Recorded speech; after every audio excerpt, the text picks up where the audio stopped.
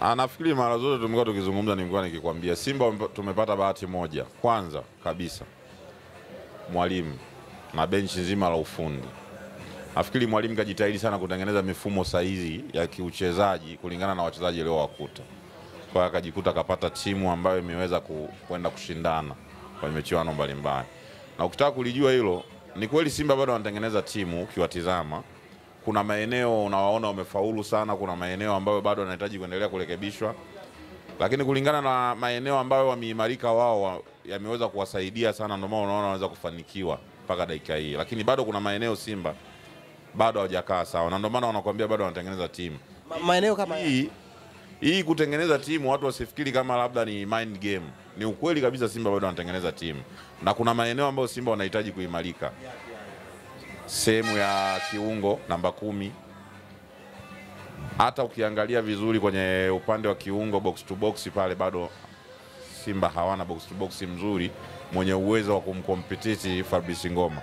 Fabrice Ngoma ukimwangalia age kidogo imeenda, anahitaji mtu mwenye nguvu na kasi kumzidi yeye, aweze kutumika katika lile eneo huku yeye akiwepo. Unajua mchezaji kama Fabrice Ngoma, kitu kinachomfanya mpaka saizi watu wanaweza wakawa hawaoni mapungufu yake makubwa ni ule uzoefu alionao. Kacheza vilabu vingi, kacheza muda mrefu, alafu ana uwezo wa mpira pia. Kwa hiyo kuna mapungufu anafukia. Hasa ukizingatia kwamba nyuma yake kuna mtu anafanya kazi kubwa sana, Yusuf Ali Kagoma. Simba ukiwatizama hata kwenye nafasi ya namba 6 wanahitaji pia mtu alotimia naye kuweza kumkompetiti huyu nani Yusuf Ali Kagoma. Ukipata namba 6 wazuri ambao unaweza ukawatumia, kuna kipindi kuna game zingine unaweza kwenda kukutana nazo ukahitaji double pivot, wenyewe wataalamu wanakuambia ukacheza namba 6 wawili.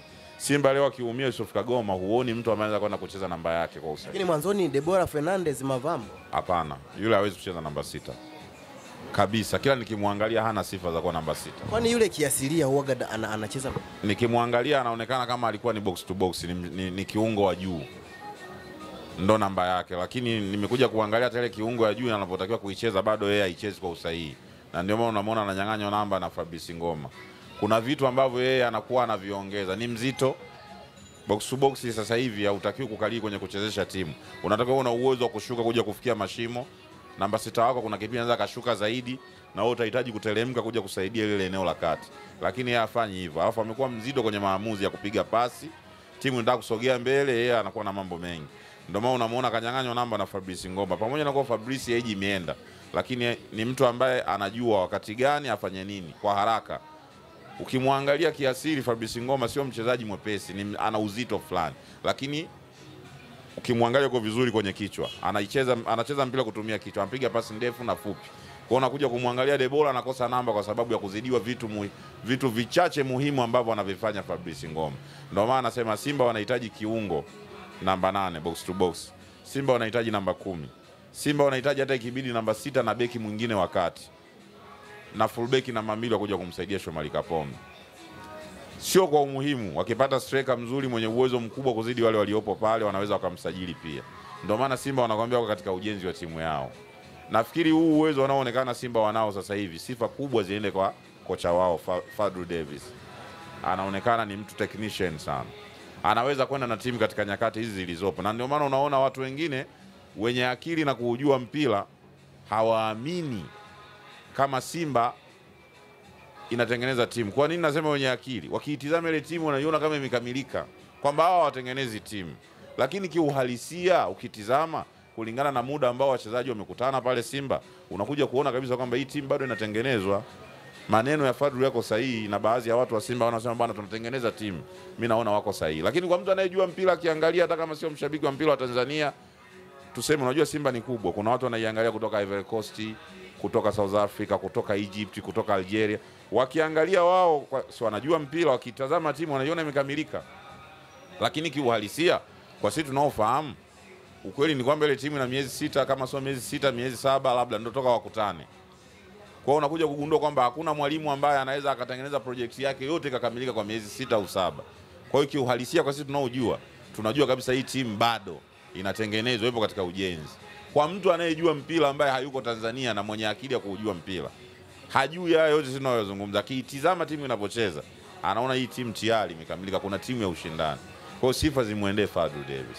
Kutokana na hicho ambacho umekizungumza, Simba kama atalichukua kombe la shirikisho barani Afrika, kwa hiyo tukubaliane kwamba itakuwa ni bahati au ni fluke imetokea tu, Simba imekuwa na bahati amechukua hilo kombe? Sio fluku, kama nilivyokuambia mwanzo.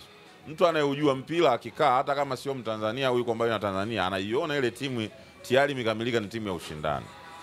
Haiwezi kuwa bahati, huwezi kuwa bahati. Waangalie Simba wanapocheza kuanzia kwenye michuano ya ligi kuu ya Tanzania bara. Waangalie kwenye kombe la FA, kombe la ligi. Sawa?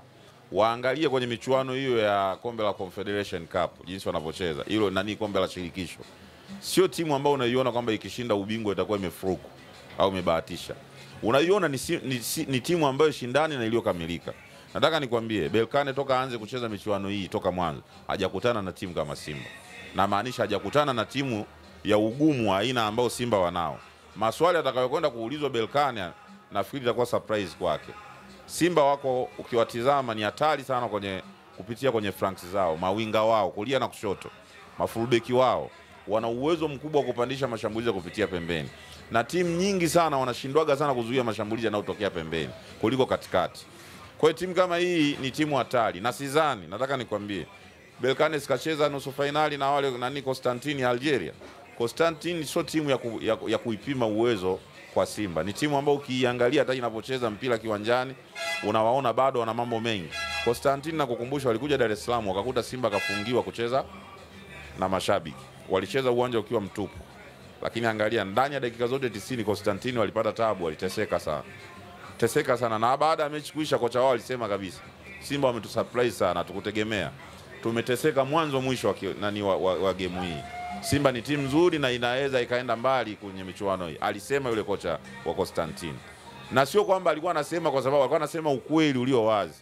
Muangalie kocha wa Stellenbosch South Africa kazungumza nini, kama umemsikiliza vizuri. Anakuambia kabisa hii timu bana wako vizuri. Tumejaribu kwa kila njia lakini tumeshindwa, mwisho wa siku hawa watu wameenda finali na watabilia kuweza kuchukua kombe. Wale ni walimu ujue. Anapokuambia hivyo mwalimu, kocha ambaye anaujua mpira in out, anamaanisha. Na ni kocha zaidi ya mmoja unamwona anakuambia kuhusu habari za Simba.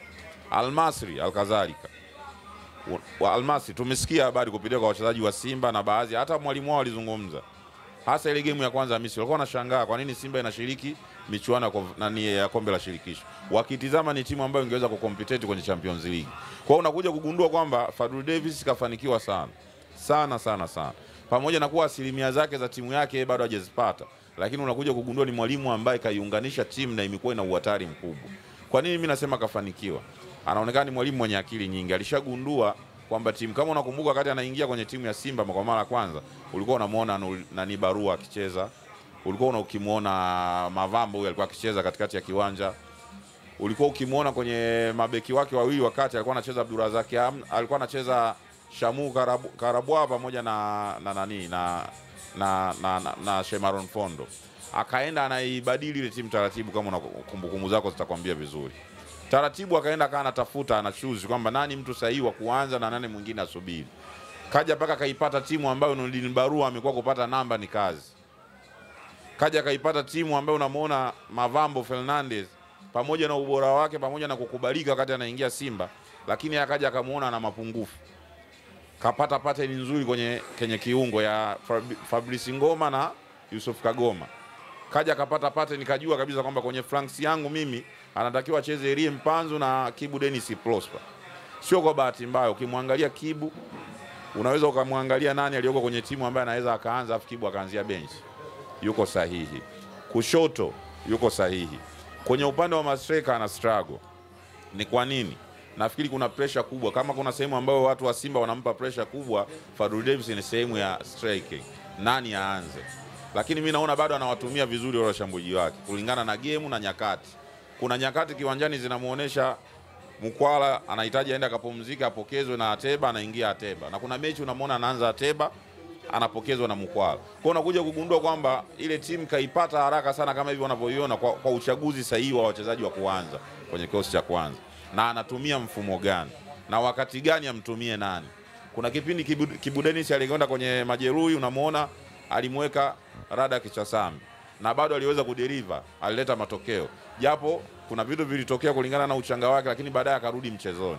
Karudi Kibu Denis, unamuona Chasambi anaambiwa jifunze kupitia Kibu Denis. Kwa hiyo mimi naweza nikasema kitu kina silaha kubwa ya huyu Fadlu anaonekana ni kwenye kusoma mchezo, kusoma timu yake na kujua nianze na timu gani, wachezaji gani wanaostahili kuanza kikosi cha kwanza.